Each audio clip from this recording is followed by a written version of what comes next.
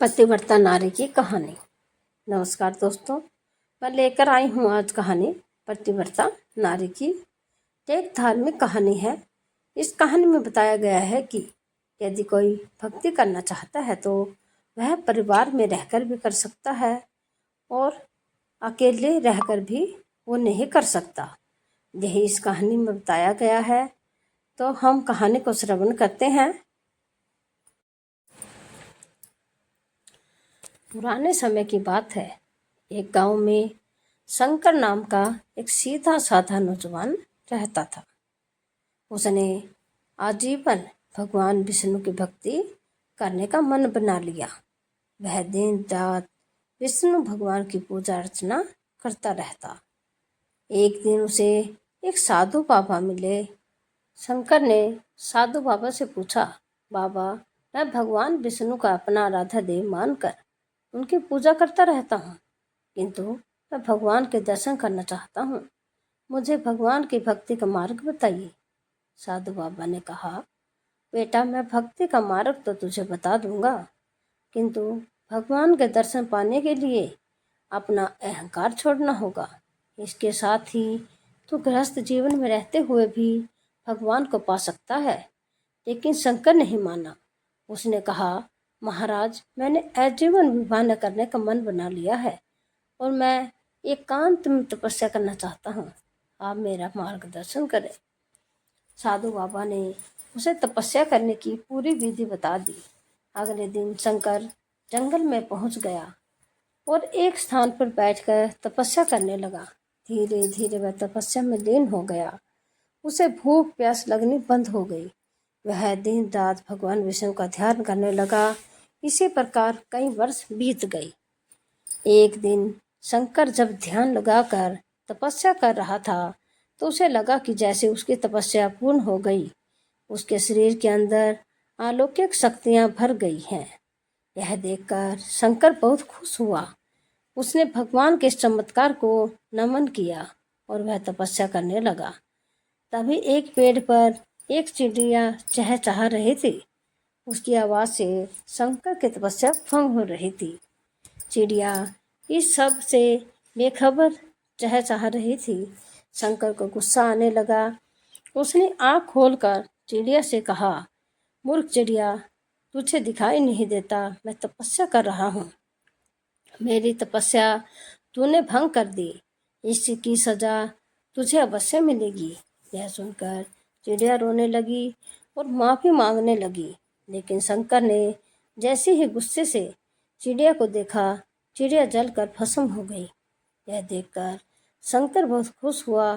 उसने मन ही मन में कहा, इस संसार में मुझसे शक्तिशाली और ज्ञानी कोई नहीं है। यह सोचकर वह एक गांव की तरफ चल दिया। शंकर बहुत सालों के बाद गांव में आया था। उसे कोई पहचान नहीं पाया। शंकर एक घर के पास पहुंचा और उसने कहा, माई बाबा आए हैं, भिक्षा दो। घर के अंदर से कोई आवाज़ नहीं आई। कुछ देर इंतजार करने के बाद शंकर ने फिर कहा, माई भिक्षा दो। साधु की आवाज़ सुनकर घर के अंदर से एक औरत की आवाज़ आई। उसने कहा, साधु बाबा, तनिक इंतजार कीजिए, मैं अभी अपने पति को भोजन करा रही हूँ, अभी नहीं आ सकती। कुछ देर बाद आकर आपको भिक्षा दूंगी। यह सुनकर शंकर क्रोध से भर गया। उसने कहा, मूर्ख, जानती है मैं कितना ज्ञानी तपस्वी साधु हूँ। मेरा अपमान करने का साहस इस दुनिया में किसी को नहीं है। तभी उस घर से आवाज आई, क्षमा कीजिए महाराज, किंतु मैं अपने पति को भोजन कराए बिना बाहर नहीं आ सकती। यह सुनकर शंकर और अधिक क्रोध में बोला, तू इसका परिणाम जानती है?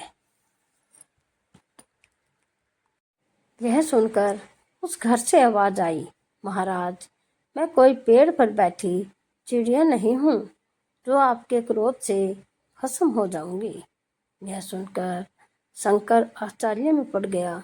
उसने कहा, तुझे यह सब कैसे पता? तब उस घर से आवाज आई, महाराज, यहाँ से कुछ दूर पर एक कसाई की दुकान है, आप वहाँ चले जाइए, आपके प्रश्न के उत्तर मिल जाएंगे। शंकर उस दुकान की ओर चल दिया। वह दुकान पर पहुंचा तो उसने देखा एक कसाई मांस बेच रहा था। शंकर को देखकर वह दुकान से बाहर आ गया। शंकर उससे पूछता है। उससे पहले ही कसाई ने कहा, महाराज, आपको उस औरत ने भेजा है जो अपने पति को भोजन करा रही थी। यह सुनकर शंकर ने कहा, तुम्हें यह सब कैसे पता? वहां तो उस समय कोई नहीं था। तब उस कसाई ने कहा, महाराज, आप मेरे साथ मेरे घर चलिए, वहां आपके सभी प्रश्नों के उत्तर मिल जाएंगे। शंकर आश्चर्य से कसाई के साथ उसके घर पहुंच गया।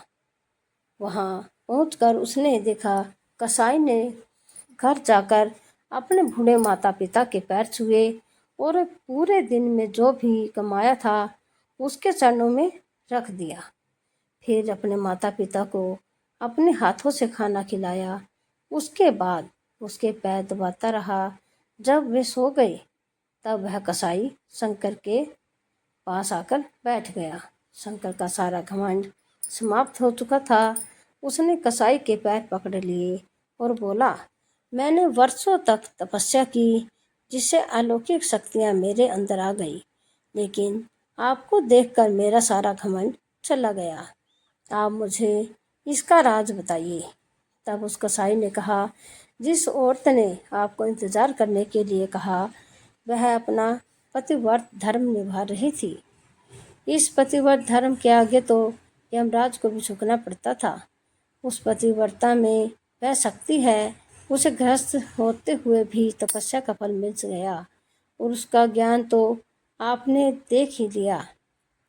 मैं पूरा दिन जीव हत्या कर उनका मांस बेचता हूँ, किंतु वह मेरा कर्म है।